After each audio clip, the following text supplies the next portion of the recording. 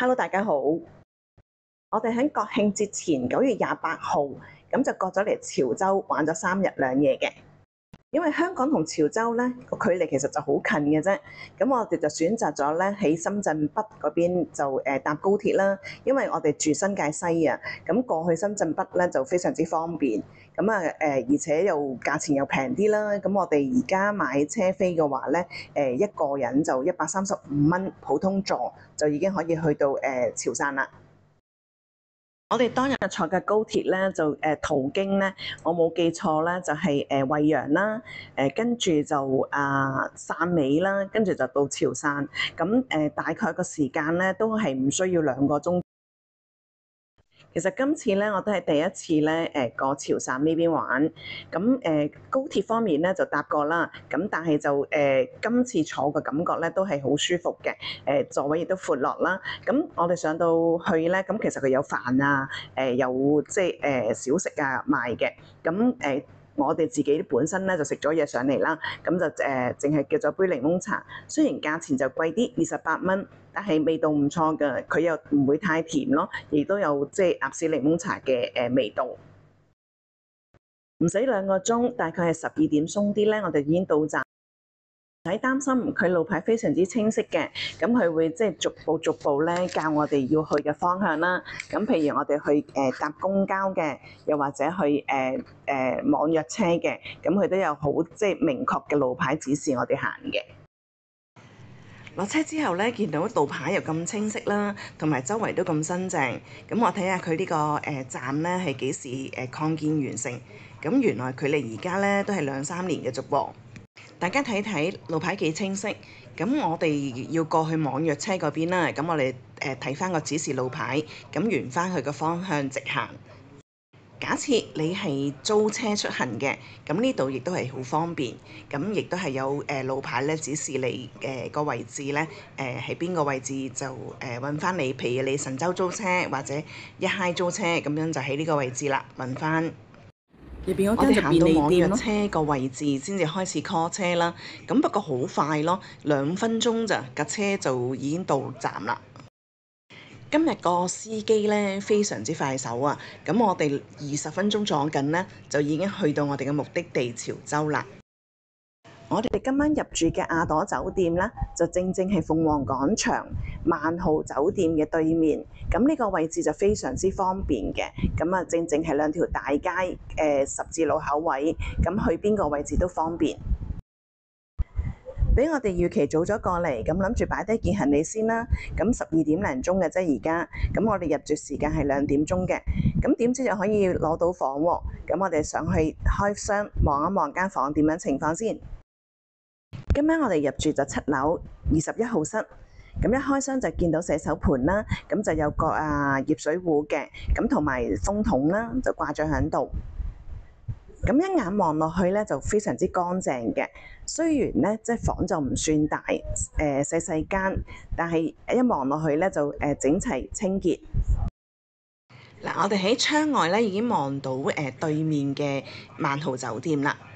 亦都係樓下咧係一個商場，鳳凰廣場。不過咧，其實佢而家都係現正招商當中啫，就未話正式有好多鋪頭喺度嘅。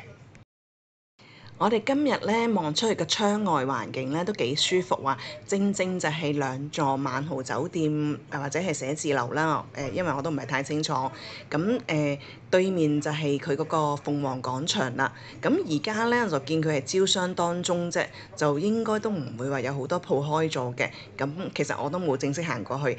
如果係招商完成之後咧，我相信呢度附近咧應該係最好行嘅廣場啦。講返我哋房間入邊啦，咁雖然佢啲即係嗰個裝潢咧就唔算話豪華裝修啊，或者係即係一入到去好似好 grand 啊咁樣，但係勝在咧就簡單，但係樣樣清潔整齊。呢度咧，無論係接待你嘅 reception 個位置啦，又或者你上到房間見到啲房務咧做緊嘢，佢哋都好禮貌嘅同你打招呼，同埋佢呢度咧都有即係機械人服務嘅。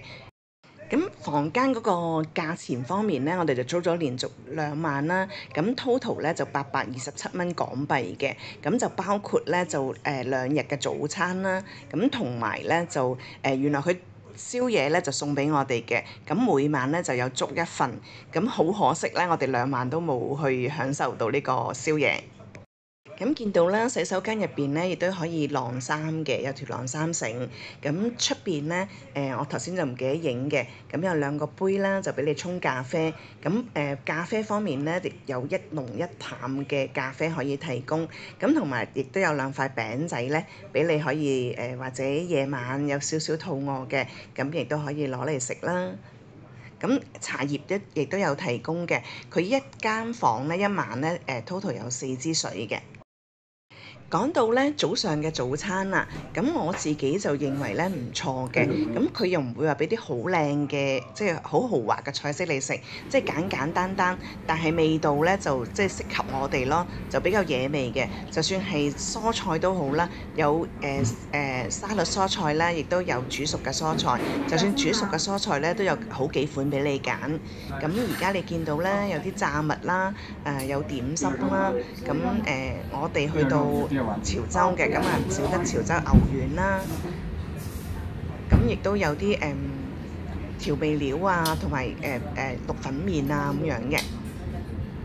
咁你如果訂房嘅時間咧，可以唔連早餐訂嘅，咁嚟到咧加1份早餐就48蚊。我自己就建議覺得係訂埋早餐會好啲，因為你有時你知道啦，去到一個城市咧，因為內地就唔同香港啊嘛，可能我哋本身個文化就慣咗咧，起身啊鍾意飲杯咖啡啊，食少少嘢啊咁樣，咁變咗我覺得酒店個早餐咧可能會合返我哋自己嘅口味咯。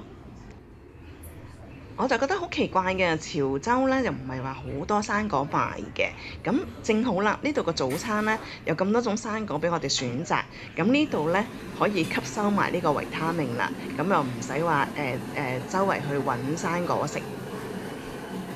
唔知你哋覺唔覺得啦？潮州咧其實食嘅嘢種類咧嚟嚟去得嗰幾種嘅，同埋食得多咧，即係好坦白講，啲肉類咧都要食返多啲蔬菜水果咧嚟消化嘅。呢度嘅早餐時間大概係7點鐘至到10點半啦。咁佢呢度就有個好處咧，啲客人都好分段過嚟嘅。咁佢就話繁忙時間係8點半至9點半啦。咁我哋一般咧就7點零8點鐘就落去食早餐，所以就冇咁多人嘅。咁同埋咧佢哋就有個好處咧，佢攞出嚟佢唔會太多嘅，佢職員就好夠嘅。咁睇到邊度譬如假設係蔬菜嗰盤冇咗啦，咁好快就會添加到出嚟。過到嚟潮州，梗係要試一試佢啲滷水鵝啦。咁我哋午餐咧就揀咗間滷水鵝過去試一試味道嘅。咁當然係揾翻啲出名嘅啦。咁去到就影俾啲大家睇。咁而家咧我哋就好簡單喺酒店出發。咁我哋嘗試咧行過去，因為點解咧？初過到嚟都要認下路噶嘛。咁同埋佢好簡單嘅啫，2條大路，一條就係潮州大道。咁我哋出酒店門口咧轉左手邊。咁啊，跟住一路潮州大道直行，咁行到咁上下咧，跟住行到咁上下咧，就轉翻去南滘西路，咁再行多4分鐘咧就到㗎啦。而家咧就見到趙一鳴嘅，咁趙一鳴咧，咁我哋就過埋馬路就差唔多到㗎啦。咁呢度咧就冇燈嘅，咁啊兩邊睇清楚先好過咯。打車過嚟嘅，我相信打車過嚟都係幾蚊雞嘅啫。咁我哋又想體驗下即係周邊嘅環境咧，咁所以就揀咗行過嚟。到啦，咁快又到啦。咁啊喺呢個磨粉呢個位置過到嚟咧，其實門口都唔係好覺佢有招牌嘅，所以頭先咧行過咗都唔知道咯。咁佢個名咧，如果冇記錯嘅話，就叫溪口樓，就即係我諗佢姓劉嘅意思啦。嚟到亦都唔知佢邊個部分好食，咁一於咧就叫個咧白針拼盤啦。因為見到佢店鋪都寫住我全身都係個寶，咁邊度係最寶咧？咁啊大家要試一試啦。老闆呢度嘅獅頭鵝咧就自己養嘅，咁呢度都有講啦，自養自產自老自燒，即係一手包辦啦。咁啊，亦都有介紹咧邊個部位係點樣食啊，嗰個過程啊咁樣。咁佢就話養足180日，咁影出嚟嘅鵝肝咧就好粉嫩嘅。咁但係咧，我哋自己叫嗰個八珍咧，我就覺得略為熟咗啦。可能真係1分錢1分貨啦，因為我哋嗰個八珍拼盤咧就138蚊，就有8樣唔同嘅鵝嘅部分。我自己認為咧就鵝肉係最好食咯。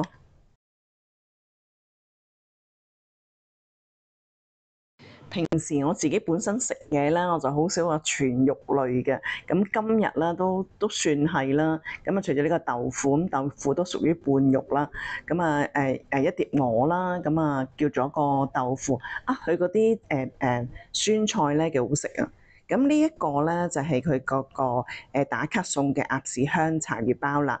咁另外咧有個就話微信呢個咧就係紫菜牛筋丸湯，20蚊。另外呢個咧係鵝撈紅桃啊，個名非常之有呢個喜慶嘅意頭啊！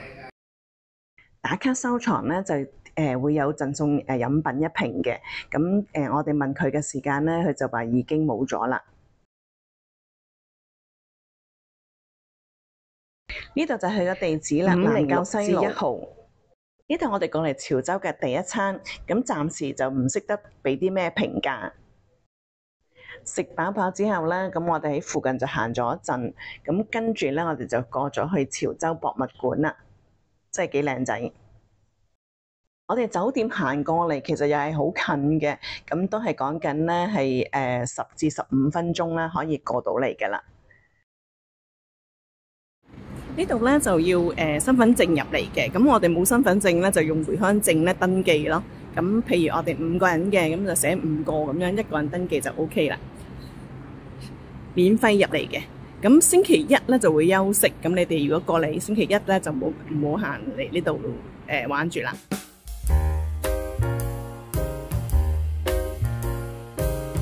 公使館。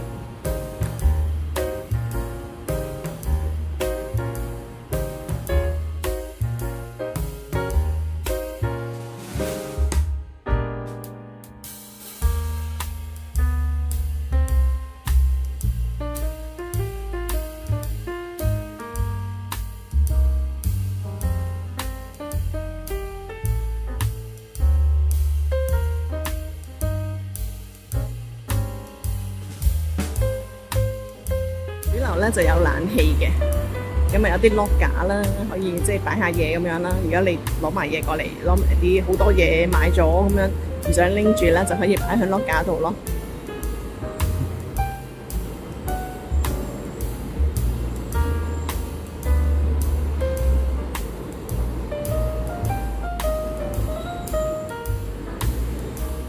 呢度咧，我哋望出去咧就人民廣場啦。咁其實咧，我就覺得咁熱嘅天時咧，就唔建議出去咯。咁如果你話夜晚行開過嚟嘅，咁啊周圍望下，因為呢度展示啦，就大概係即係當年日本侵華嘅時間咧，咁喺度記載咗咧，就佢哋嘅黑歷史啦。咁各種詳細嘅情況咧，咁喺度唔多講啦。有興趣嘅朋友咧，咁啊過嚟博物館呢邊參觀啦。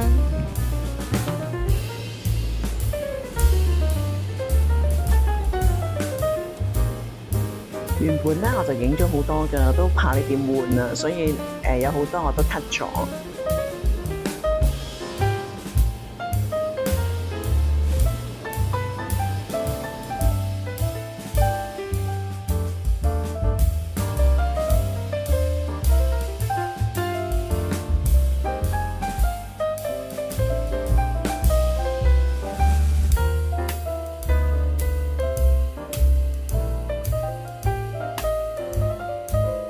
過到嚟潮州啦，潮州博物館咧就真係值得過嚟一睇嘅，因為有好多嗰個珍藏咧，我哋平時唔係咁容易可以睇得到咯。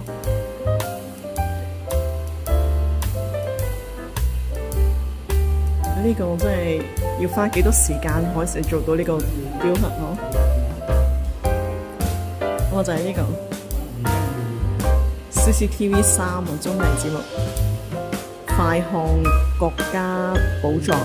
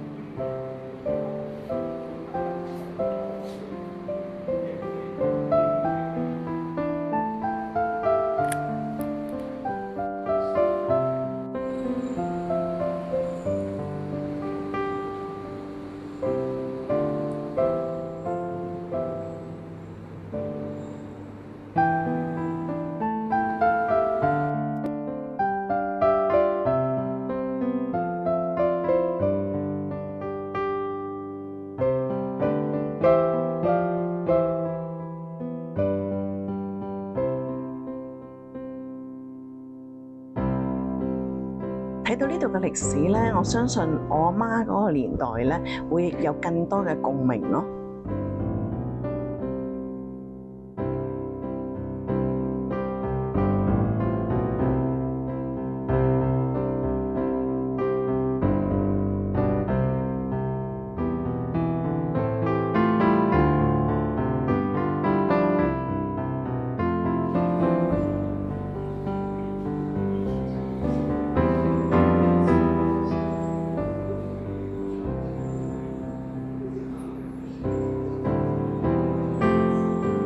今日就介紹到呢度。如果仲未訂閱嘅朋友，麻煩撳一撳個訂閱掣，撳埋隔離個鐘仔，再撳埋全部。如果希望我繼續努力，有更多唔同嘅創作，俾個鼓勵我啦 ，like、share 以及 comment 嘅。多謝你睇到依家嘅，下次見，拜拜。